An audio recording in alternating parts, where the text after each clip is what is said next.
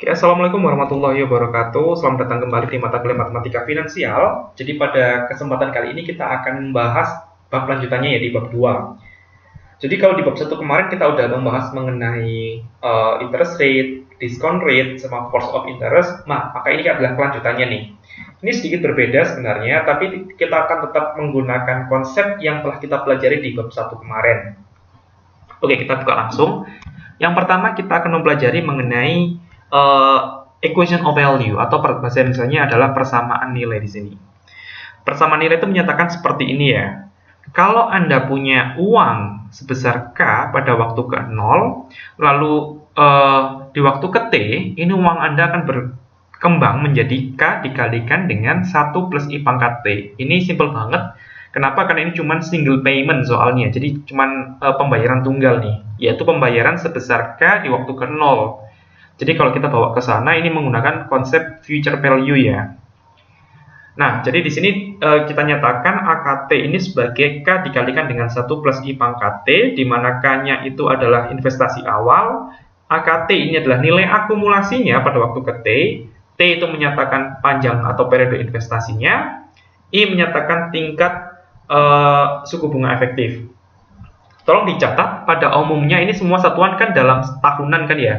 Tapi tidak menutup kemungkinan bahwasanya satuannya itu bisa jadi bulanan, mingguan, harian, ataupun semesteran. Itu bergantung soalnya ya. Jadi kalau soalnya itu adalah misalkan semesteran gitu, jadi Anda harus menggunakan tingkat suku bunga efektif semesteran. Dalam hal ini adalah I2/2, lalu T-nya atau panjang periode investasinya pun juga dalam satuan semesteran. Jadi sekali lagi tolong dicatat, semua ini dalam bentuk satuan periode waktu. Itu menyesuaikan dengan soalnya. Berikutnya, nah ini prinsip ekivalensi. Prinsip ekivalensi ini menyatakan bahwasanya kalau Anda menghitung cash flow ya, suatu cash flow yang sama pada sembarang waktu itu harus menghasilkan nilai yang sama. Kita lihat dari persamaan nilainya atau equation of value-nya seperti ini. Kalau Anda punya uang sebesar X pada waktu ke 0 dan diharapkan uang ini akan berkembang menjadi Y pada waktu ke N, maka kita peroleh dua persamaan ini.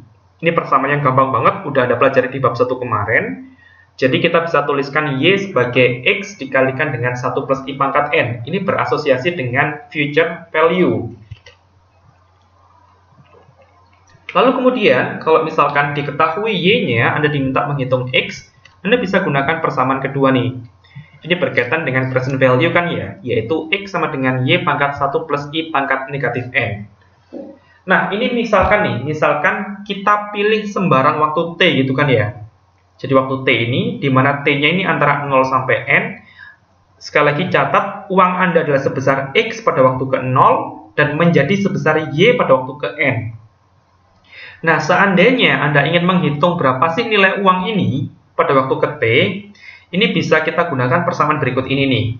Yang pertama langkahnya adalah kita misalkan terlebih dahulu.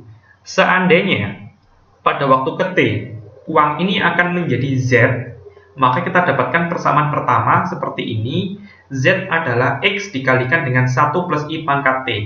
Perhatikan baik-baik, untuk dari waktu ke 0 sampai ke T ini artinya kita membawa dari masa sekarang ke masa mendatang. Jadi ini konsepnya menggunakan future value.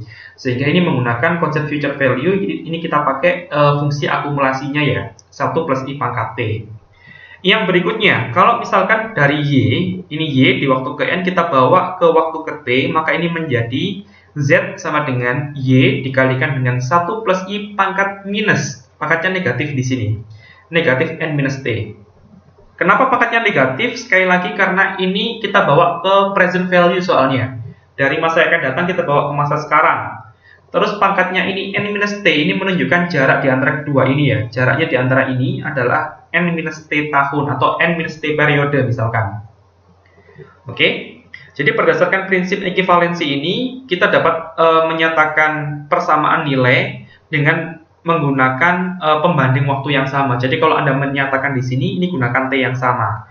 Ini nggak menutup kemungkinan ya, Anda gunakan T yang lain. Misalkan Anda gunakan T-nya di sini nih, ini nggak masalah. T-nya di sini pun juga nggak masalah. Tapi ketika Anda membandingkan nilai X sama Y ini, gunakan pembanding waktu yang sama.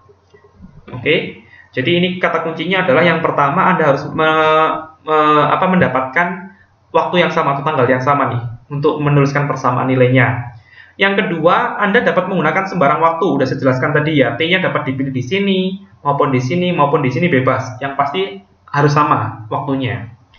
Nah, yang ketiga, tipsnya adalah Anda dapat menggunakan diagram waktu seperti yang saya gambarkan berikut ini untuk mempermudah Anda mendapatkan persamaan nilainya.